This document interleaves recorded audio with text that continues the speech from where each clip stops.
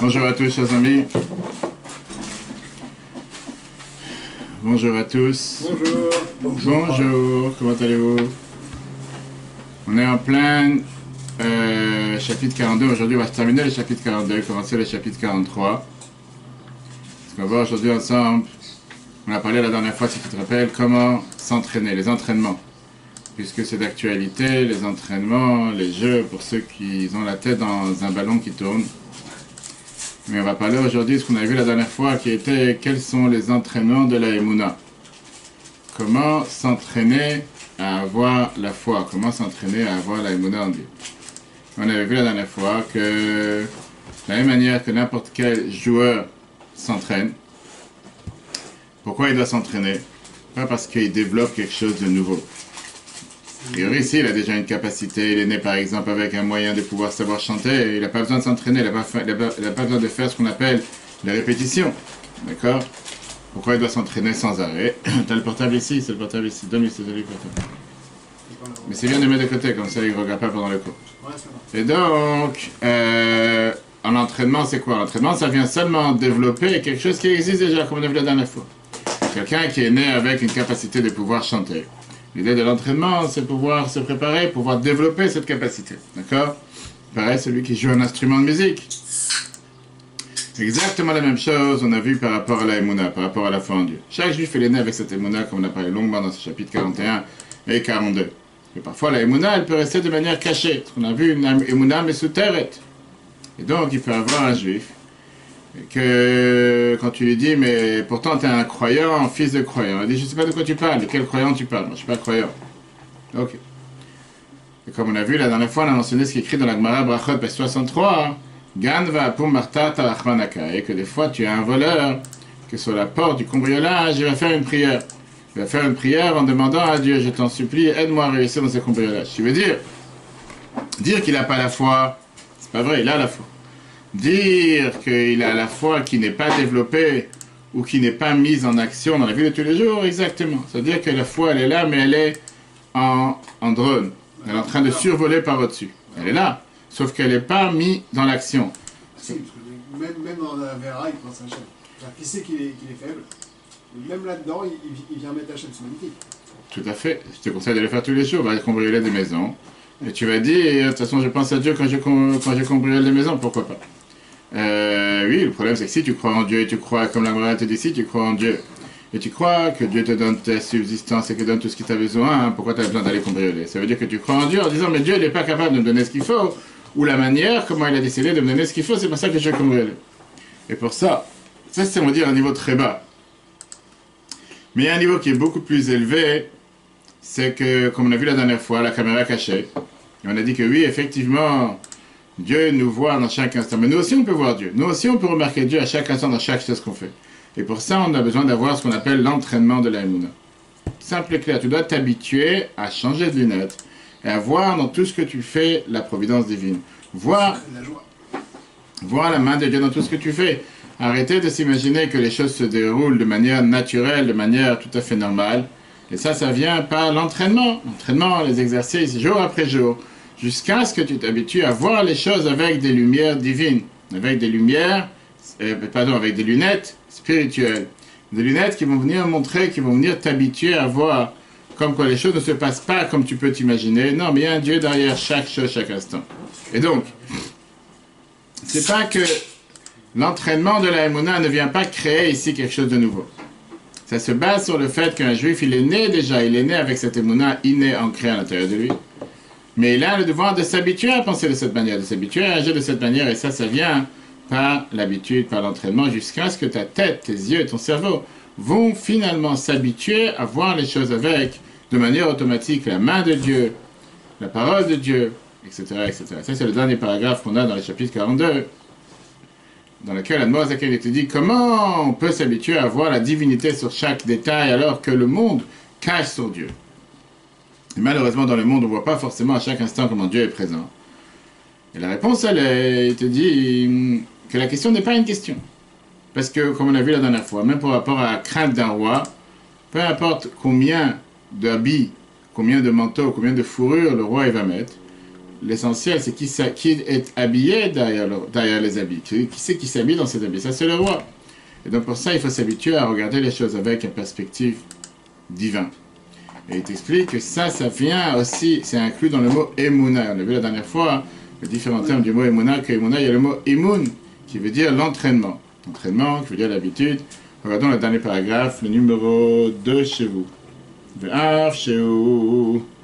Oui, ve'af shehu alidei itapshu bevushim rabbi. Même si c'est par le fait qu'il est habillé dans plusieurs habits. Il n'y a pas de différence, exactement dans la deuxième feuille. Il n'y a pas de différence dans la crainte du roi, Mela Basavadam, un roi en chair et en os. Ben Shewaoum, soit qu'il est tout nu. Ou Ben Sheou Lavouch Echad, soit qu'il soit habillé avec un seul habit.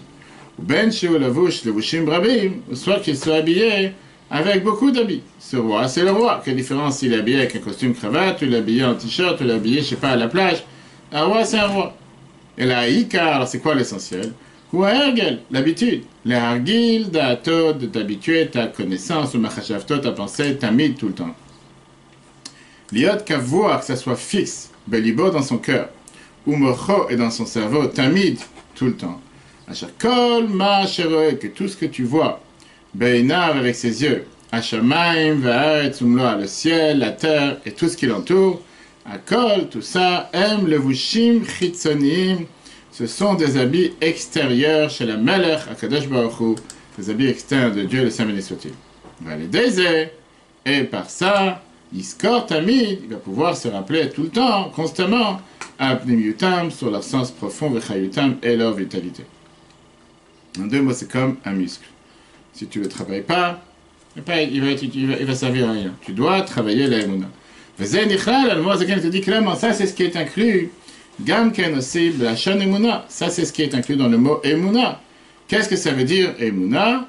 Chez la Shan Regilut, c'est un langage d'habitude. Chez Margi, la Adam et Tatsmo, que l'homme s'habitue.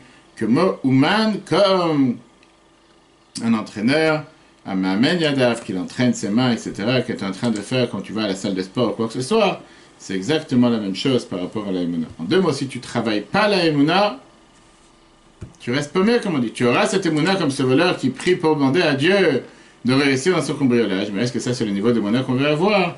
Loin de là. C'est pas ce qu'on cherche quelque chose de beaucoup plus solide et beaucoup plus sincère. L'histoire dit s'il a réussi. L'histoire dit s'il a réussi. Ah, faut lui demander, je t'enverrai son numéro, tu vas l'appeler, il va te dire s'il a réussi. Une fameuse histoire qu'il racontait avec le professeur Velvel Green, qui était connu, qui était très loin du judaïsme au départ. Et Velvel Green. Bref, et à un certain moment, il s'est rapproché du judaïsme. Dans une des audiences privées qu'il a eues avec le rabbi, c'est un grand scientifique. Le rabbi dit à un scientifique comme toi, qui tourne dans le monde entier, certainement que tu as la chance de pouvoir voir ce qu'on appelle la Hashgacha pratique, la providence divine, de manière sans commune mesure par rapport à tous les autres. Tu vois des choses dans le monde. Le Baal Shem Tov nous a dit, comme le rabbi écrit dans Yom Yom, que chaque chose que tu vois, que tu entends, que tu apprends, tu dois tirer de ça un enseignement. Je te demande que tu prennes un carnet, en bon français à l'époque un calepin, et que tu écris à chaque fois que tu vois la providence divine. Qu'est-ce que tu as dévoilé et qu'est-ce que tu as appris de cet épisode? Le rabbi dit, si jamais tu auras des difficultés à trouver cette providence divine, alors appelle-moi ou sois en contact et je t'aiderai à la trouver. Et il raconte il a publié un livre avec les réponses et les échanges qu'il a eu avec le rabbi. Il raconte que c'est vrai qu'à chaque fois dans sa vie, il a eu énormément d'opportunités pour pouvoir remarquer, c'est ce que chacun de nous doit faire. Un exemple, ce matin je me réveille, on entend une nouvelle qu'un juif à New York, il est décédé, 86 ans, un juif qui s'appelait Pinchas Koff, qui enseignait à la yeshiva, etc., etc. Bref, dans ma tête, ça fait un déclic, parce que c'est quelqu'un d'abord que j'ai connu, peu importe.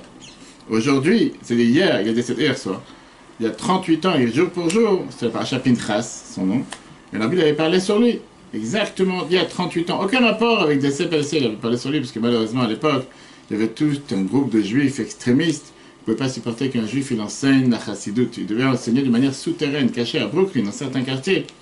Ils l'ont attrapé une fois, ils l'ont coupé sa barbe, comme les Allemands. Coupé sa barbe, ils l'ont roué de coups, ils l'ont jeté sous un camion. Parfois, ils les ont même déshabillés tout nus. C'est vraiment, le rabbi a parlé, c'était le mardi de la paracha Pinchas, comme hier, mardi de la paracha. Parce que comment est-ce possible que des juifs agissent de cette manière? En plus, un juif qui est appelé comme Pinchas, la paracha de cette semaine, que Pinchas il est venu venger la vengeance de Dieu, pas le contraire. Donc quand j'ai entendu ça, dit qu'il y a providence divine, il est décédé le même jour que la Bible a parlé sur lui, exactement 38 ans jour pour jour sur ce qu'on lui a fait. Il n'y a pas de rapport. C'est comme ça qu'on doit s'habituer à voir les choses. Ok. Et avec ça, on termine le 42e chapitre.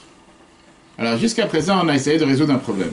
On a essayé de résoudre un problème, que puisque Yirat Shamayim, la crainte de Dieu, c'est la première étape dans le judaïsme, comment tu peux éveiller chez toi cette crainte de Dieu, alors qu'on a vu en plus que Moshe te dit, Miltazutra, tu as vu l'Almara au départ qui te dit, c'est quelque chose de banal, c'est quelque chose de facile. Et la réponse, elle était, on a vu avec Itbonenut, qui veut dire méditer. Oui? Oui, vas-y. Oui, pourquoi pas? Bien sûr, je ne connais pas le nom de sa mère. Oui. Mais c'est juif, oui. Comme j'ai écrit sur un groupe que je partage à Sikha du Rabbi, j'ai écrit que ce soit les Nishmato pour l'élévation de son âme.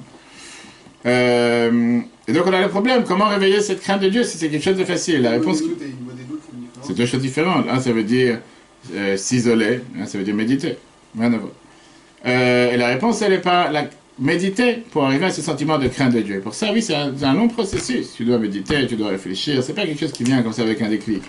De pouvoir réfléchir que Dieu te regarde à chaque instant. Et de toi aussi voir Dieu dans chaque chose que tu fais. C'est à deux sens, comme on a vu la dernière fois. Sauf qu'il y a un problème, parce que c'est pas tout le temps possible. Tout d'abord, ça demande du temps. Il faut investir, il faut réfléchir. Quand la demande dit chaque dollar, on a vu un long moment, chaque jour, et pas tout le temps tu as le temps pour ça. Le matin tu pries, tu as plus envie de prier, puis finir la prière pour faire autre chose. C'est pas que tu vas commencer maintenant à méditer sur la grandeur de Dieu. Deuxièmement, parfois tu peux réfléchir, méditer, tu vas pas être réveillé avec ce sentiment de tout de suite découvrir qu'il y a un Dieu sur terre. Tu vas pas savoir. Surtout d'après ce qu'on vient de voir, qu'il faut s'entraîner. Quelqu'un qui ne s'est pas entraîné ne peut pas tout d'un coup, tout de suite, décider d'aller courir le marathon. Ça ne va pas marcher, il va commencer 10 minutes, un quart d'heure, il va se fatiguer. Alors qu'est-ce qu'on fait quand on ne réussit pas? Qu'est-ce qu'on fait quand on ne réussit pas, ou quand tu n'as pas le temps de faire tellement d'exercices, ou bien que même si tu as fait des exercices, ça n'aide pas. Tu as essayé, ça ne marche pas. Avec ça, le Tamer Zaken termine le chapitre 42, et il te reprend au début de ce qu'on a vu des chapitres 41. Là-bas, on avait vu que l'essentiel du service de Dieu, c'est quoi? Reshita, Avoda, Vekara, Veshorcha, c'était Kabbalat Ol Malchut Shemayim. Accepter sur soi le joug de Dieu, qui veut dire, on a vu la différence qu'il y a entre la crainte de Dieu et Ol Malchut Shemayim. La crainte, c'est un sentiment. Kabbalat Ol Malchut Shemayim, c'est une décision interne qu'une personne elle prend qui n'a rien à voir avec le sentiment. La base qu'on a demandé, si on se rappelle, qu'on a vu dans le cours 41, qu'on peut voir sur l'application et Torah.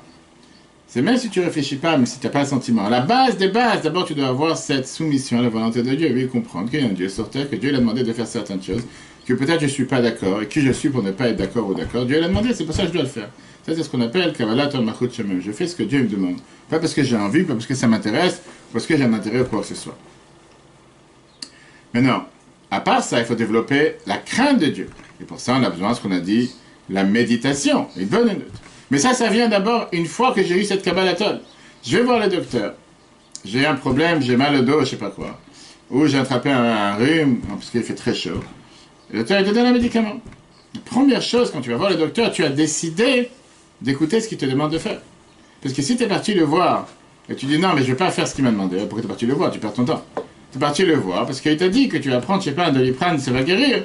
Tu te dis, même si je comprends pas comment, même si je suis pas d'accord, même si dans ma tête ça marche pas, mais le fait qu'il m'a demandé, pour ça je le fais. Et je vais le faire. Après tu vas commencer à méditer, réfléchir, et tu vas pouvoir développer ce sentiment qui va te donner la possibilité de pouvoir comprendre pourquoi et comment. Ok.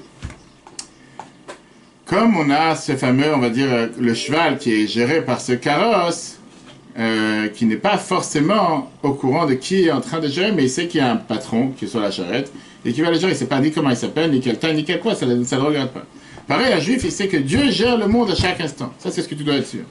Et comment on le fait tous les jours, quand on dit le Shema Israël, on reçoit Kabbalat Ol Malchut Shemayim, qu'est-ce que ça veut dire Kabbalat Ol Malchut Shemayim, qu'on accepte sur nous ce joug de Dieu, que Dieu est présent dans la pensée, dans la parole et dans l'action. On le fait dans la mida, par ça qu'on se prosterne, et dans l'action, par nos actions de tous les jours. C'est ça que le mot Zaken te termine. Le gamme, lire des écarons termine toujours dans ta mémoire. Le chant, Chachamim, le Zichanam, le langage de nos sages. Kabbalat Ol Malchut Shemayim, d'accepter sur soi le joug divin. Qu'est-ce que ça veut dire? Chez Kinyan, comme on l'a vu dans la Torah, le devoir que Dieu te disait, Som Tassim Alech HaMelech, tu as un devoir de bête placer sur toi un roi. Comme on a expliqué dans un autre endroit, dans le chapitre 41, etc. Pourquoi? Qu'est-ce que tu dois méditer? Ce qu'on médite quand on dit le Shema Israël? Qu'il y a Kadesh Baruch ou que Dieu? Mani, Acheta, Elenim, Vatatanim, il laisse tomber, il met de côté les mondes d'en haut, les mondes d'en bas. Ou Meyached, Malchuto, Alenu, il essaye de unir, de faire en sorte de placer sa royauté, sa gloire sur nous, le peuple juif, etc. Vanachnu mekablim, et nous on accepte sur nous le joug divin, la royauté de Dieu, dans la parole, la pensée et l'action. Vezeu, c'est exactement Inyan Aishtachavaot Betfilat Shmona Esrei, c'est exactement l'histoire ou le sujet de fait qu'on se prosterne pendant la tefila de la Hamida. À plusieurs reprises, les premières brachot, les dernières brachot. Une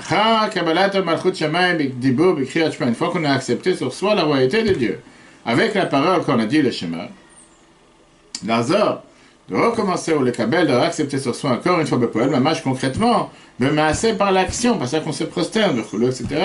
Comme on expliquera dans un autre endroit. Qu'est-ce qu'on vient de voir alors dans ce chapitre 42, si on récapitule, comment obtenir cette crainte de Dieu? On a vu que la crainte divine, la crainte naturelle, elle se trouve chez chaque juif. Pour la sortir du potentiel au concret, on a besoin de faire ce qu'on appelle des exercices. Et pour ça, si on récapitule les derniers 5 cours qu'on a eus sur le chapitre 42, Moshe, on a dit qu'il y a un Moshe dans chaque juif. On a demandé comment est-ce possible que Moshe te banalise la crainte de Dieu en te disant c'est quelque chose de tellement simple. Et on a répondu que oui, le Moshe qui se trouve dans chaque juif et dans chaque génération, oui, effectivement, ce niveau de crainte, c'est un niveau tellement simple. On verra dans le prochain chapitre 43 les niveaux de crainte plus importants. Après, on a demandé si chaque juif reçoit du Moshe de la génération de Moshe Rabbeinu la force de s'attacher à Dieu, comment est-ce possible qu'il y a des juifs qui ont du mal à s'attacher, ou qui ne se sentent pas attachés, ou qui ne sont pas attachés? Et la réponse, on a répondu avec le diamant. On a vu comme quoi un diamant, une pierre précieuse, il faut la polir, et il faut la nettoyer. Ce qui n'empêche pas que le diamant est là, mais s'il est plein de boue et plein de terre, il n'a pas toute sa valeur. La neshama, elle est dans le corps. Il faut passer au pressing à sec, au nettoyage à sec, pour polir l'âme. Et à la fin, le diamant, il va se dévoiler. On a appris aussi comment Dieu, il regarde, il voit tout ce qui se passe sur terre. On a demandé la question, est-ce qu'il a des yeux ou il a des oreilles? Et on a compris qu'il n'a pas besoin d'avoir des yeux, puisqu'il ressent tout ce qui se passe, ça fait partie de lui, c'est pas quelque chose qui est à l'intérieur de lui. Comme tu n'as pas besoin d'avoir une caméra cachée à l'intérieur de toi pour savoir ce qui se passe, tu sais que ce que tu ressens, le pied, la main, etc., parce que c'est Dieu qui fait vivre et qui fait maintenir chaque chose à chaque instant. Et on a fini avec le fait que c'est pas seulement Dieu qui nous voit, mais nous aussi on le voit, et pour ça il faut s'habituer à voir Dieu dans chaque chose, dans chaque instant, et pour ça il faut s'entraîner, il faut s'exercer avec la Emouna. Oui, c'est un travail, c'est pas quelque chose qui vient avec un clic de doigt. Il y avait un chassid de Odessa, je serai la semaine prochaine, qui est entré une fois à Yechidout chez le Rabbi Rachav. Le Rabbi Rachav lui a demandé alors comment ça va la situation à Odessa. Le chassid il a dit Baruch Hashem, à Odessa, la meilleure ville sur terre, il y a des cours de Torah, les gens ils aident les uns les autres, des organisations qui aident les pauvres. Le Rabbi était tellement content, il a donné un billet de 10 roubles. Pour être en tzedaka, il était très content. Juste après lui rentre un autre chassid de Odessa. Il va le voir, il lui demande alors comment ça va là-bas la communauté à Odessa. Et il a dit, je veux dire la vérité, il n'y a que des disputes, il n'y a que des bagarres, point de vue religieux, l'autre un il n'aime pas l'autre, l'autre n'aime pas l'autre, t'as 2 synagogues, t'as 3 synagogues, t'as 2 juifs, va savoir chacun. Rabbi sort 1 rouble et il lui donne. Donc il est étonné, je ne comprends pas, c'est quoi ces bêtises? Pourquoi le premier il est rentré, t'as raconté des mensonges, t'as même pas dit la vérité de ce qui se passe, comme si tout va bien, et tu lui as donné 10 roubles. Et moi qui te dis les choses réellement, comment ça se passe, je voulais être franc, je reçois 1 rouble. Rabbi dit comme ça. D'abord la situation à Odessa, je la connais. Je connais la situation d'Odessa. Mais il y a 2 parties d'Odessa. Il y a Odessa d'en haut, Odessa d'en bas. Quand je te demandais c'est quoi la situation, quand je vous ai demandé c'est quoi, qu'est-ce qui se passe à Odessa, je voulais vous demander dans quel Odessa vous vivez. Oui, tu peux regarder la France, mais c'est catastrophique, mais il y a le variant Delta, il va savoir, septembre, octobre, va savoir. Tu sais, tu peux toujours faire peur à tout le monde. Ou bien tu peux dire, mais quel pays magnifique, regarde la chance qu'on a, on n'a pas 49 degrés dehors, il n'y a pas 150 morts de canicule, il fait tellement beau, il fait frais, on dirait qu'on est en plein hiver, c'est vraiment bien, Baruch Hashem, merci le bon Dieu. Je voulais savoir dans quel Odessa vous vivez, vous. Le premier m'a répondu de manière positive, il vit dans un Odessa au top. Toi, tu m'as répondu de manière négative, tu as empêtré dans les soucis, tu as des lunettes noires, tu as un barrage, tous ceux qui ont les lunettes de soleil et qui sortent dans la rue, ils se deviennent noirs. Qu'est-ce que tu vois? Va savoir, là, tu vois rien. L'Admor Azaken, il a expliqué avec ce chapitre 42, ça dépend, c'est à toi de décider où tu veux vivre. Tu peux te dire, non, il faut absolument que je sois à Tel Aviv au bord de la mer ou à Miami au bord de la mer, que Dieu nous en préserve et l'immeuble s'effondre. Alors que depuis 3 ans, on était au courant que les poutres étaient en train de s'effondrer, laisse tomber. Et tu peux habiter dans n'importe quel trou sur terre et faire de là-bas un temple pour Dieu sur terre. Et c'est ce que la Chassidut enseigne. L'Admor Azaken, il t'explique comment C'est à toi de t'habituer de voir les choses de manière différente. Donc tout ce qui se passe dans la nature, de voir la sagesse de Dieu, de voir quand il y a plusieurs choses qui se passent, la providence divine à l'intérieur, dans n'importe quelle force qui s'exprime, de voir la beauté de Dieu. Ça, c'est le dessin qu'on doit voir. Ouvrir tes yeux, regarder les choses. Moi, je dis, qu'est-ce qu'elle est merveilleuse, la nature. Regarde comment elle est merveilleuse, ce ciel avec moi. Il y a un Dieu derrière. C'est Dieu. Habitue-toi à parler de Dieu. Rien de mal. Hier soir, je suis parti mettre une mezuzah dans un bureau d'une personne qui n'avait aucune mezuzah dans son bureau. Et la femme avec qui je parlais, elle me disait comme quoi, vous comprenez, c'est difficile parce qu'ici, les gens, ils rentrent et j'ai pas envie que les gens se sentent mal à l'aise. Ils rentrent chez vous, non? C'est votre bureau, c'est pas le leur. Et pensez vraiment qu'ils ne pensent pas que vous avez fait. Tout le monde sait que je suis juif. Je fais alors encore pire. Tu penses qu'aujourd'hui, un non-juif respecte un juif qui se respecte. Ils savent. Vous pensez pas que c'est en plein Paris, vous pensez pas qu'ils savent pas que chez les juifs, il y a une mezuzah à la porte? Vous pensez que c'est la première fois qu'ils... Au contraire, vous ne pouvez pas savoir comment vous admirer le fait qu'ils voient qu'au moins à la porte de votre bureau, il y a une mezuzah. Pas dit mettre une mezuzah d'1 mètre, mais une mezuzah normale, mais au moins une protection dans ton bureau. Alors c'est vrai que c'est pas facile. Pas facile de voir les choses de manière positive quand les choses deviennent négatives. C'est pas facile de s'entraîner avec la Emouna. C'est aussi pas quelque chose qui est facile. Et donc, à la place de vouloir avoir des réponses à des questions qu'on n'a pas, comme les gens qui te demandent pourquoi Miami, pourquoi c'est pour... On n'a pas de réponse à toutes ces questions. On ne comprend pas les chemins de Dieu sur terre, on ne comprend pas ce qui se passe. Nous, on a un devoir de se dire, si je suis au courant d'un événement, d'un épisode positif, négatif, qu'est-ce que j'apprends de ça? Comment moi je change, quel enseignement je tire de ça pour agir, pour remplir la mission que Dieu m'a donnée. C'est ça qu'on va tout de suite voir avec le chapitre 43 qui commence aujourd'hui, qui est l'essentiel du cours. Dans ce chapitre 43, on va voir, puisque les trois derniers chapitres, on a parlé de différents niveaux dans les deux derniers chapitres, 41 42, on a parlé comment découvrir la crainte, qu'est-ce que c'est cette crainte, et on a parlé du premier niveau. Là, on va monter de niveau, on va monter sur l'échelle, on va voir qu'est-ce que ça veut dire la crainte de Dieu, l'amour et la miséricorde. On va commencer d'abord avec deux niveaux. Le niveau le plus bas dans le chapitre 43, qui est Yirat Ata, on en a parlé plusieurs fois, qui est la crainte de la faute, qui veut dire ça empêche la personne de ne pas vouloir transgresser la volonté de Dieu. Yira Ila, qui est le niveau élevé de la crainte, qui est le niveau d'avoir cette honte face à ne pas vouloir faire transgresser ce que Dieu ne veut pas que je fasse. On verra que parallèle à cet amour, à cette crainte, il y a aussi l'amour. Il y a dans la prière, on a deux différentes phrases qu'on exprime sans arrêt. On dit Ahavat Olam et Ahavat Rabba. Ahavat Olam veut dire un amour éternel qui vient se développer grâce au fait que je médite sans arrêt sur l'amour que Dieu a envers nous. Et Ahavat Rabba, c'est un amour qui vient d'en haut. On va développer ça dans le chapitre 43. Et comme on a vu dans le cours, il y a 3 degrés au total dans la crainte de Dieu. Quelle est la différence entre la crainte et la honte? Et quel est le bon ordre? Est-ce que ça commence par la crainte ou ça commence par la honte? Est-ce que parce que j'ai honte, je n'ai pas envie de faire quelque chose qui est honteux face à Dieu, pour ça je ne le fais pas, et grâce à ça je vais avoir la crainte de Dieu? Ou bien d'abord il faut avoir la crainte. Et ben, c'est parce que j'ai la crainte, automatiquement je n'ai pas envie de faire quelque chose qui peut faire honte à Dieu. On sait qu'on a l'habitude à chaque fois qu'on réunit des enfants juifs, depuis que la Bible avait lancé cette campagne dans les années 70, c'est juste après la guerre de Kippour et après, de répéter les 12 psukim. 12 psukim, c'est 12 versets de sages qui ne sont pas seulement des versets de la Torah. Il y a des versets de la Torah, 5 versets de la Torah, Torah Tziva, Shema Israël, 4 phrases de nos sages, et après ça, 3 morceaux essentiels du Tanya. Et comme ça fait de la Torah écrite, de la Torah orale et la Chassidut, réunis à chaque fois qu'on réunit des enfants, de leur faire répéter des paroles de Torah.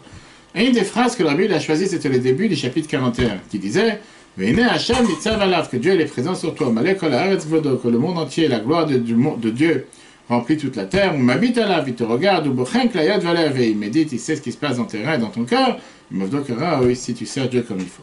On a demandé qu'on répète cette phrase avec les enfants à chaque fois qu'on réunit des enfants, donc on parle avec des enfants. C'est un rapport avec des enfants, d'abord c'est pas quelque chose qui est mieux fait pour dire avec des adultes qu'avec des enfants. On apprend ici 2 choses. D'abord, le fait de savoir que Iné Hashem nitzav alav, que Dieu il est présent sur toi, il est présent à chaque instant, c'est basique, même les enfants peuvent et doivent le savoir et le comprendre. Oui, Dieu est présent. Dieu il veut t'entendre dire la bénédiction comme il faut. Dieu veut voir comment tu te laves les mains comme il faut. Dieu veut entendre ton modéani comme il faut. Oui, il n'y a pas de mal de parler de Dieu chez toi à la maison, à peu près raison dans la rue. Quand tu parles des adultes, c'est un niveau totalement différent. Tu ne peux pas dire à un adulte de parler de la même manière que tu parles à un enfant. Et le Admor Hatzaken dans le Tanya, c'est exactement ce qu'il fait. Il te met la barre la plus basse et il te met la barre aussi le plus haut. Et comme tout dans la vie, c'est à toi de choisir où tu veux te placer. Tu veux te placer au niveau minimum syndical, tu vas acheter un kebab à 2 euros, tu ne sais pas ce qu'ils te mettent à l'intérieur, cacha bien sûr. Et tu peux dire, je vais acheter un morceau de viande à 50 euros. Chacun il peut se mettre où il veut sur terre. D'un côté, on va dire, il te met le niveau minimum syndical, qui soit apte aux capacités, aux limites de chaque être humain sur terre. Comme le livre entier, qui s'appelle un livre pour les Bénonim, pour la personne intermédiaire comme chacun d'entre nous, pas pour les tzadikim, de quoi que ce soit. De l'autre côté, il te met la barre très haute où tu dois aspirer à arriver, mais si tu ne vas pas y arriver. Mais tu dois savoir qu'il y a un niveau très très élevé où tu peux aussi arriver. Ne te contente pas et ne te limite pas d'être au niveau minimum syndical, parce que dans la vie de tous les jours, tu ne veux pas rouler avec, je sais pas, une voiture qui existait il y a 50 ans, qui à peine démarre quand tu veux essayer de démarrer. Dans le service de Dieu, tu dis la même chose. D'un côté, les deux derniers chapitres qu'on a vus, 41-42, Moazakan, il a baissé là-bas à un niveau très très bas du minimum ce qu'on attend de toi. Qu'est-ce que ça veut dire crainte de Dieu? Le minimum, simple. On a vu, on va le reprendre tout de suite. Là, on va voir, il te met les niveaux les plus élevés auxquels tu dois aspirer, ne pas te contenter avec le minimum. Et c'est le dernier chapitre qui nous parle, qui développe tous ces sujets de la crainte de Dieu. Il va d'abord expliquer la différence qu'il y a entre la crainte et la honte. Il va te dire quel est l'ordre, par quoi commencer, par quoi terminer. Pourquoi? Parce qu'on a un énorme débat, une contradiction dans les phrases que nos sages ont dit par rapport à la crainte de Dieu. Est-ce que la crainte passe avant la Torah et les mitzvot? Ou parce que j'apprends la Torah, je fais les mitzvot, je développe la crainte de Dieu? Où est la contradiction? Pirkei Avot. On lit ça tous les Shabbats, on a lu ce Shabbat chapitre 6, ce Shabbat on commence encore une fois le chapitre 1. Pirkei Avot, Mishnah 3, chapitre 3, Mishnah 17. La Mishnah te dit la phrase suivante. Imen chochma en yira. Imen yira en chochma. S'il n'y a pas de sagesse, il n'y a pas de crainte. S'il n'y a pas de crainte, il n'y a pas de sagesse. On parle bien sûr de la crainte de Dieu et la sagesse. Comprendre, réfléchir, méditer, apprendre la Torah, etc. Et donc, qu'est-ce qui est d'abord? Il faut la crainte ou il faut la sagesse? Il faut la connaissance, et ce passage développe la crainte, ou le contraire? D'un côté, d'après ce que je comprends de cette Mishnah, c'est que s'il n'y a pas la sagesse, c'est la condition préalable pour pouvoir avoir la crainte de Dieu. De l'autre côté, il te dit que si tu n'as pas la crainte de Dieu, tu ne peux pas développer la sagesse. Ça veut dire qu'il faut... il faut les deux, je suis d'accord, mais par quoi commencer? Pas seulement on a ce débat dans la Mishnah, on a ce même débat aussi dans la Gemara. Dans la Gemara, Shabbat, page 32b, la Gemara te dit Amara Babaravuna, Kol Adam Sheyeshbo Torah Ven Bo Yirat Shamayim. Tout celui qui apprend la Torah, mais qui n'a pas de crainte de Dieu, je ne l'ai pas dans le texte, la Gemara te dit quoi? Domé le Gizba, ça ressemble à un trésorier, chez Masrou le Maftechot Apnemiyot, on lui a donné les clés de la chambre interne, le coffre-fort. Ou maftechot achitzoniot, lo masrulo. On ne lui a pas donné les clés de la chambre qui emmène vers le coffre-fort. Qu'est-ce que tu vas faire avec ces clés? Tu as la clé du coffre, très bien, mais la chambre qui t'emmène dans le coffre-fort, tu ne veux pas l'ouvrir. Pourquoi ça sert? Et la Gemara te demande par comment il va rentrer. Et ça, c'est celui qui a la Torah et qui n'a pas la crainte de Dieu. C'est ce que la Gemara te dit. En deux mots, tu peux avoir la Torah, tu peux avoir la clé pour le coffre-fort, mais tu n'as pas la clé pour y accéder. À quoi ça sert? Tu peux avoir la crainte que de ce que tu connais. Mais c'est pour ça que tu dois apprendre. C'est comme tout. Quand tout sur terre, les choses matérielles, quand tu veux, tu apprends. Tu es touriste quelque part dans un truc très dangereux, tu te rends pas compte que c'est dangereux. Tu vas pas. Quelqu'un normal, il doit s'enseigner. Tu vas pas faire les choses n'importe comment. Tu fais n'importe quoi, tu te retrouves dans un truc, t'as pas peur, boum, les gens te quoi, t'as été là-bas. Si tu savais, si t'avais eu la connaissance. Peut-être, mais quelqu'un normal, il va se renseigner d'abord, se renseigner les dangers, quel matériel il doit prendre, je sais pas, des lampes, de prendre. Une seconde, ça c'est un point. Là on parle d'autre chose, là on parle de quelqu'un qui étudie. Mais tu n'as pas la crainte de Dieu, c'est-à-dire en deux mots, tu... Non, qui l'étudie pas pour Hachem, enfin qui l'étudie... Oui, comme malheureusement beaucoup de gens qui peuvent apprendre des pages de Gemara toute la journée, mais la crainte de Dieu est zéro. Et donc en deux mots, tu apprends ça comme un livre de science, tu me repris ce livre ou un autre livre, c'est exactement la même chose. Et c'est pour ça que ça n'a aucun impact sur la personne. La personne peut être... La minute où il ferme le livre, il peut devenir la personne la plus grossière, la personne la plus, je veux dire, violente, alors que si tu as appris, ça a eu un impact pour toi. Comment tu peux agir de cette manière? C'est-à-dire que tu apprends toutes tes heures et tes heures. C'est autre chose. On a vu que c'était là, pas seulement ça, on te parle par rapport à la crainte de Dieu. Si tu as une crainte de Dieu, tu sais que Dieu te regarde à chaque instant, et que Dieu est présent. Comment tu peux te comporter de cette manière? Alors tu viens l'apprendre pendant 3 heures. Une seconde. L'opposé. Rabbi Yana, il vient et répond à Ravuna dans la Gemara, et il lui dit Chaval al delet le darta. Il dit malheureux, c'est dommage celui qui n'a pas d'appartement, de maison, en parlant de la crainte. Vetar al darta avid. Et qui fait une porte à la maison. Qu'est-ce que ça veut dire? Il fait une porte à la maison qui apprend la Torah. En deux mots, je te dis, tu fais une porte à la maison, mais tu n'as pas la maison. Tu es en train d'apprendre la Torah, mais la crainte, elle n'est pas là. C'est à quoi ça sert de faire une porte si la maison n'est pas là? La première des choses, tu construis le bâtisse, et après tu mets la porte. Tu ne construis pas d'abord une porte, et après tu commences à faire le mur autour. Donc on voit d'ici, quel est le plus important d'après ces deux morceaux de Gemara qu'on vient de voir, ou la Mishnah? La crainte ou l'étude? Si on comprend la première chose, c'est que ici aussi, il y a la même contradiction qu'on a vue dans la Mishnah. D'abord, on te dit que la crainte de Dieu, c'est la clé extérieure. On dit que le coffre-fort, c'est la Torah. C'est ce que la Gemara te dit. Ça veut dire que la crainte, c'est la porte par laquelle arriver à la Torah, mais au final, le coffre-fort, c'est la Torah.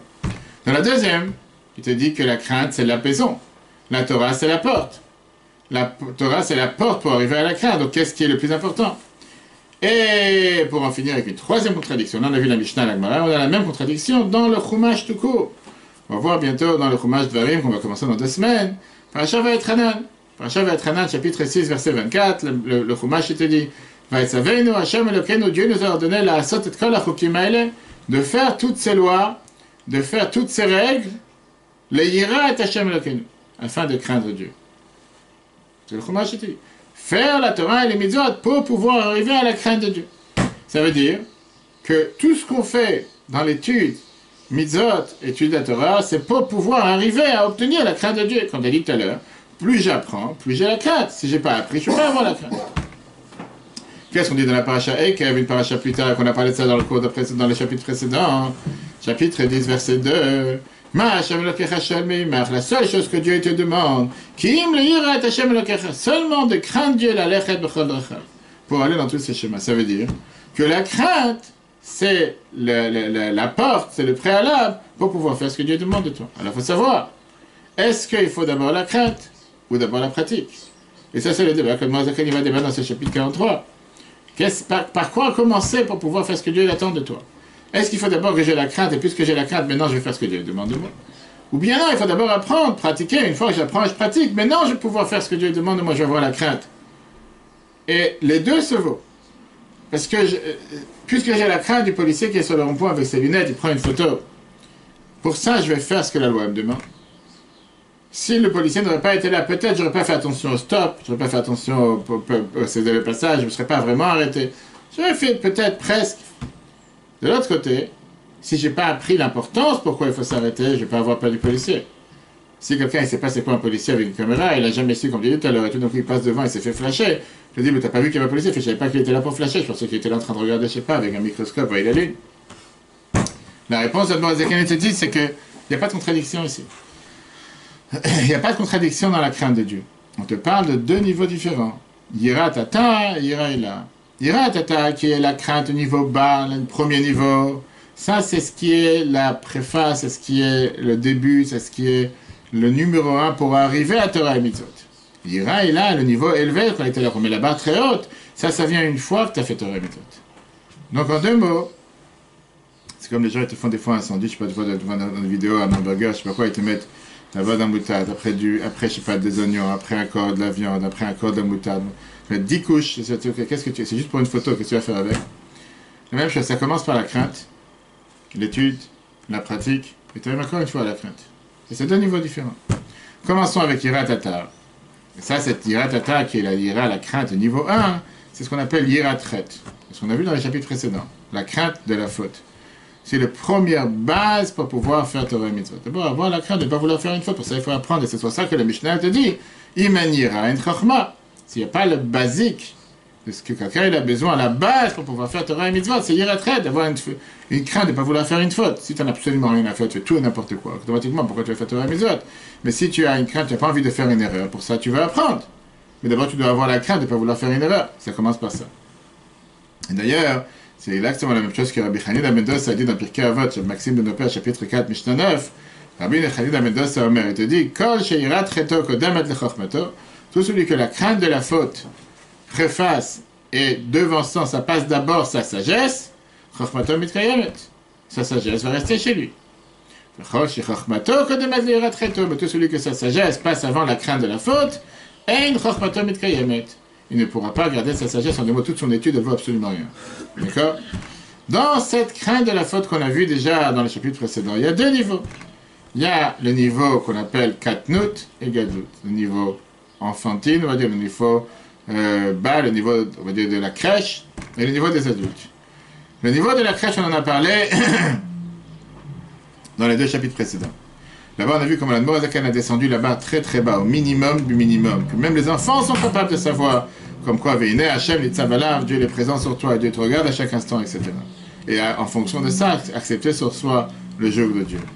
C'est pour ça que dans Pirkei Avot, encore une fois, la Torah te dit, Stakel bishloshat varim vein ataba lida avera. Regarde trois choses et tu ne vas jamais tomber, arriver à faire la faute, une erreur. Sache qui est au-dessus de toi, Aïn Roa, un œil qui te regarde, Ozen Shumat, une oreille qui t'entend, tout ce que tu fais sont écrits dans les livres. Ça, c'est le début de la journée, niveau 1. Maintenant, on a vu tout à l'heure que c'est quelque chose qui est très facile à arriver à ça. Car c'est très facile. Qu'est-ce que Dieu te demande? Kim le seulement de le craindre. On a vu avec Idbonenut, méditer, même si c'est quelques instants, de juste méditer que Dieu te regarde. Deuxièmement, même si tu n'as pas un sentiment de crainte de Dieu, mais de décider de faire ce que Dieu demande de toi. Et troisièmement, du comportement quotidien. C'est pas juste dans la tête, dans le psychisme, mais dans ton comportement, s'éloigner du mal et faire du bien. Et comme on l'a dit, ça c'était le niveau numéro 1. Maintenant, on va passer à l'échelle au-dessus. L'échelle au-dessus qui est la différence avec le niveau, on passe au niveau au-dessus qui est la différence entre un enfant et un adulte. Et quand je dis un enfant et un adulte, quelle différence entre les deux? Un enfant, il comprend les choses simples, les choses basiques. Tu pas avec le feu, tu vas te brûler. Un adulte, il comprend les choses qui sont beaucoup plus compliquées que ça. Il y a des choses qui sont si simples. Pareil pour la crainte de Dieu. Quand tu parles du niveau numéro 1, c'est un niveau qui est basique. Ça ne se demande pas de méditer tellement longtemps. Ça ne demande pas d'avoir la tête d'un adulte. C'est adapté même pour les enfants. Se rappeler que Dieu est présent, cette crainte naturelle se trouve dans chaque juif, de ne pas renier, de ne pas faire quelque chose contre la volonté de Dieu. Ça, c'est basique. Niveau au-dessus, c'est pas suffisant de savoir que Dieu il est présent et qu'il te regarde. Médite, prends le temps de réfléchir dans la grandeur de Dieu, la force de Dieu, comment elle se reflète à travers la création du monde, que chaque chose est créée, gérée par Dieu. Et ça, tu peux le savoir de deux manières.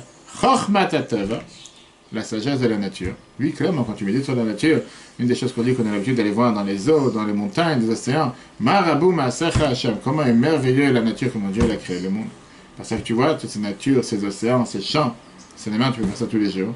Ou bien la Chochmat HaKabbalah, ce qu'on appelle Maaseh Merkava, comment Dieu a créé le monde, comment tout s'est enchaîné pour faire en sorte que le monde se maintienne à chaque instant, comme on l'a appris plusieurs fois. Chochmat HaTeva, c'est la science qui t'enseigne combien de puissance, combien de sagesse sont cachées dans chaque atome, dans chaque grain de sable, dans chaque graine de fruit, dans chaque cellule qu'il y a dans le corps, dans n'importe quel composant qu'il y a dans la galaxie. Bref, tu commences à développer, explorer chaque chose qu'il y a, c'est infini. C'est infini, rien que le corps humain. Tu deviens complètement fou, tu penses que tu vois une enveloppe, tu commences à méditer, à réfléchir, à découvrir, que ce soit l'ADN, que ce soit les cellules, la reproduction. Mais comment est-ce possible? Qui est l'ingénieur qui a pu créer un corps si complexe, avec tellement de vaisseaux, tellement de mobs, et que tout fonctionne de manière orchestrée à chaque instant, que l'un se ferme, l'autre se ouvre, que l'un le sent? C'est juste impensable. Un humain ne peut pas créer une chose pareille. Et c'est comme ça que tu arrives à comprendre et méditer la grandeur de Dieu sur terre. Ça doit t'amener à être émerveillé de Marabou Maaser Hashem. Quelles sont merveilleuses les actions de Dieu. Et ça, c'est le début. La Kabbalah te prend à un niveau beaucoup plus élevé, la Chassidut, et t'apprend tout ce processus divin avant la création du monde et après la création du monde. Comment on reconnaît dans chaque étape, comment était l'ordre de la chronologie des événements qui a fait que le monde est devenu ce qu'il est, grossier, jusqu'à pouvoir voiler, cacher, faire en sorte comme si Dieu n'existait pas. Alors que Dieu est totalement présent.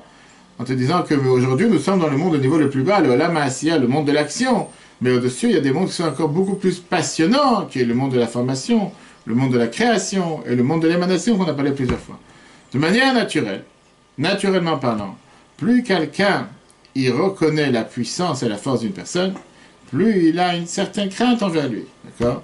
De la même manière, quand tu commences à réfléchir cette grandeur infinie de Dieu, comment elle s'exprime à travers les mondes qu'il a créés, automatiquement, tu ressens cette crainte face au roi des rois, de tous les rois qu'on dit dans la prière. Mais encore une fois, même ce niveau-là fait partie du niveau bas de la crainte de Dieu. Yira Tata. Pourquoi? Parce qu'on a dit tout à l'heure. Yira traite la crainte de la faute. Ça fait juste que tu ne vas pas faire contre la volonté de Dieu, tu ne vas pas transgresser sa parole. Mais tu n'as pas encore un lien direct avec Dieu. C'est plus comme je disais tout à l'heure, le policier, je ne le connais pas, je n'ai pas envie de le connaître. Je le vois, je m'arrête, c'est tout. Bonjour, au revoir. Yira Chitzonit, une crainte superficielle. Je reconnais la grandeur de Dieu. Par ça que je connais la puissance de ce qu'il a fait sur terre, mais je ne connais pas encore Dieu. C'est à travers ce que j'ai vu ce qu'il a fait. Et puisque je vois ce qu'il a fait, pour ça je suis je suis pas en extase, je suis en... Comment ça, non, je suis en... Hein? En admiration, plus que ça, je suis en respect face à... C'est énorme. Après ça, tu as le niveau du fait que, puisque je médite sur le fait que Dieu est présent, et que Dieu l'a donné la possibilité au monde d'exister, et moi aussi j'existe, à travers l'existence et la création de Dieu est présent, ça ne fait pas que je m'annulais, m'effacer totalement face à Dieu. Je dis, bon, il est sympa, il a fait quelque chose de pas mal, bon, il faut que je fasse ce qu'il a demandé. Mais il faut que moi aussi je trouve mon compte. Quand quelqu'un m'a dit tout à l'heure, non, pour un plaisir se partage à deux. Je peux pas voir après le plaisir tout seul. Très bien. Donc ça, c'est ce qu'on appelle bitulayesh. Qu'est-ce que ça veut dire bitulayesh? Je m'efface face à Dieu, mais j'existe. Je t'ai fait un cadeau. J'ai fait ce que tu as voulu. Mais c'est pas forcément ce que je voulais faire ce matin. Je ne voulais pas me lever prier ce matin. Je l'ai fait parce que tu me l'as demandé. Parce que je t'aime énormément. Je sais ce que tu as fait. Tu m'as rendu la vie. Tu m'as fait tout ce que... Pour ça, je le fais. Mais tout le même c'est un niveau beaucoup plus élevé qu'on va voir plus tard. J'existe pas. C'est pas moi qui existe. Tout mon moi, tout mon jeu, c'est Dieu qui me fait vivre. Donc qui je suis pour pouvoir commencer à mettre et décider, j'ai envie, j'ai pas envie, je t'ai rendu cette faveur, il faut que tu me rendes cette faveur, etc. Ça, c'est ce que la Noazakan dit dans le premier chapitre, le premier paragraphe du chapitre 43, en t'expliquant c'est quoi Yiratata, cette crainte de Dieu qui est le niveau le plus bas. Et c'est ça qui t'amène, on l'a vu tout à l'heure, par rapport aux différentes contradictions, qui t'amène à la pratique de la Torah et la mitzvot. Pas forcément parce que tu le ressens, comme on l'a dit tout à l'heure. Imen yira, il n'y a pas la crainte, il n'y a pas la sagesse, tu ne peux pas apprendre la Torah. Tu peux apprendre la Torah, mais ça ne sert absolument à rien, parce que la réalité, c'est que ça ne va avoir aucun impact sur toi. Et là, tu fais la différence entre le niveau bas et le niveau élevé, le niveau enfant et le niveau adulte. Sur le niveau enfant, il ne va pas en parler, parce qu'on a déjà vu les deux précédents chapitres. Il va t'expliquer comment un adulte regarde et comprend Dieu à travers la création du monde. Mais en te disant que même ça, c'est encore dans la phase du niveau bas et pas le niveau le plus élevé de la crainte, c'est qu'on verra plus tard. Perek Gimel 43e chapitre, Veine alira tata sur cette crainte de Dieu basse. Zo sheisa, c'est qu'on a besoin les kiyum mitzvota pour faire les mitzvot. Yitbarach de Dieu. Miprinat sur merava setov, c'est sur ce niveau-là dans lequel on te dit qu'il faut t'éloigner. De ne pas faire du mal et t'éloigner de faire du mal et faire du bien. En bout, sur ça on a dit, Imen yira en chokma. Si tu n'as pas de crainte, tu n'as pas de Torah, ça sert à rien. Yesh, bah, prinat katnout, là, il y a le niveau enfantine, on va dire, quand c'est cette crainte naturelle. Au prinat galout, et le niveau le plus élevé d'adulte, c'est quand tu as la crainte cérébrale. Dainu, shenim shachet, quand c'est créé chez l'humain. Prinat yirazu, cette crainte, mais bonne nous, pour ça que tu médites. Bigdulat Hashem, tu médites dans la grandeur de Dieu. Dehium malekolamin, que Dieu il remplit le monde à chaque instant. Tu vois comment de la terre au ciel, on doit passer plus de 500 ans. Et entre chaque monde, il y a encore 500 ans entre chaque ciel. Les pieds de tous ces animaux, on ne parle pas des animaux, on parle des anges. Bref, on prend maintenant dans les termes kabbalistiques les plus élevés. Le déroulement de Kol Alamot de tous les mondes, de mal à mal à Drama, du plus haut jusqu'au niveau le plus élevé. À Falpiken, tout ça a été dit malgré que c'est niveau adulte. Nikret Yirazu, cette crainte, elle est toujours appelée Yira Chitzonit, toujours appelée une crainte superficielle. Tata, une crainte basse. Pourquoi? Mais Acha, puisque Shenim Shechet Me'alama, parce qu'elle en découle des mondes, en deux mots du fait que j'ai remarqué, j'ai vu la grandeur de Dieu. Shem Levushim, Shel Melech HaKadosh Baruch Hu, qui sont des habits de Dieu, du roi, le Saint béni soit-il. Shem Mistater ou Mitalem, qui se cache, ou Mitlabesh, et qui s'habille dans ces différentes parties de la création, la Chayotam pour les faire vivre, ou le Kamam pour les faire maintenir. Liat Yesh Me'ain, puisque Dieu donne la possibilité à toutes ces choses-là d'être créées de l'existant du néant. Rakshir'im, et tu termines en te disant toute cette crainte superficielle, ça c'est ce qui est Achar, la porte, le portail, la Petach et la porte, le Kiyum, la Torah, Mitzvot, comme on l'a vu tout à l'heure. C'est le niveau numéro 1 par lequel tu vas pouvoir arriver à faire la Torah et les Mitzvot. Mais tu n'es pas encore arrivé au niveau le plus élevé. On verra ça si Dieu veut la prochaine fois. Comment on peut arriver à un niveau et monter dans les échelons, de ne pas rester au niveau enfantin, ou enfantine, tu vois, niveau basique, mais de monter le niveau, d'avoir un crainte de Dieu qui est basé sur quelque chose de beaucoup plus solide, jusqu'à se créer ce lien avec Dieu qui ne peut pas être, comment on appelle ça, détourné, voire abîmé, etc. Par contre, Rabbi Yitzhak de Baditchev, une fois il est arrivé avec ses élèves à un très beau château, un très beau palais en Seine-et-Marne, et le patron du palais, c'était quelqu'un de très grossier. Quand il a vu Rabbi Yitzhak, il a dit « Je ne peux pas supporter une tête pareille », il a pris sa carabine, il a voulu le tuer, il a tiré dessus. Il a essayé encore une fois, ça ne tirait pas. Et à un moment, il y a une balle qui est sortie, la balle est sortie par terre, il a tué son chien. Ses amis lui ont dit, mais pourquoi t'as pas réussi? Tu vas en chasse tous les jours, tu chasses des gens à je sais pas, des dizaines de mètres, des centaines de mètres, pas capable de tirer sur un vieillard avec une barbe blanche qui est devant toi, peut-être de tuer ton chien, t'as rien dans la tête. Il a dit, quand j'ai vu cet homme-là devant moi, j'ai senti une certaine crainte comme si je me tenais devant l'empereur Rome. L'empereur Rome. Et alors? Pourquoi Rome? L'empereur allemand, pardon. Lui, c'était quelqu'un qui a servi dans l'armée allemande. Et il a commencé à dire la chose suivante. Imaginez-vous la crainte qu'un soldat avait devant le chef de classe, le commandant de la classe. La crainte grandissait quand ce commandant était face à un commandant du bataillon, commandant de toute la plouga, qu'on dit, de toute la... Qu'on appelle ça? Division, merci. La crainte, quand ce commandant lui-même était devant le commandant, pas de la division, de toute l'arme, de tout le secteur. Et la crainte devant le général. Imaginez-vous la crainte du général devant l'empereur allemand lui-même en personne. Il fait maintenant, sautons tous les échelons. Imaginez-vous la crainte d'un simple soldat devant l'empereur allemand direct. Je ne peux pas survivre, c'est une peur que je ne peux pas décrire. En décrivant ces choses-là, il est en train de vraiment vivre, à tel point qu'en le terminant, il s'est écroulé et il s'est évanoui par terre. Moi, ce qu'on te dit, c'est exactement la même chose quand on a parlé le niveau bas de crainte. Oui, c'est le niveau du premier soldat face au petit commandant qui a 10 soldats sous lui. Et le niveau de crainte qu'on doit avoir jusqu'à ce que tu viens dirigeant de la planète, dirigeant du monde. Ça va arriver la prochaine fois, comme on a dit, pas seulement le niveau de yiratret, crainte de la faute, mais yirat boshet, avoir la crainte, avoir la honte. Pas parce que la honte, parce que j'ai peur que tu vas me taper avec un fouet, c'est pas de ça qu'on parle.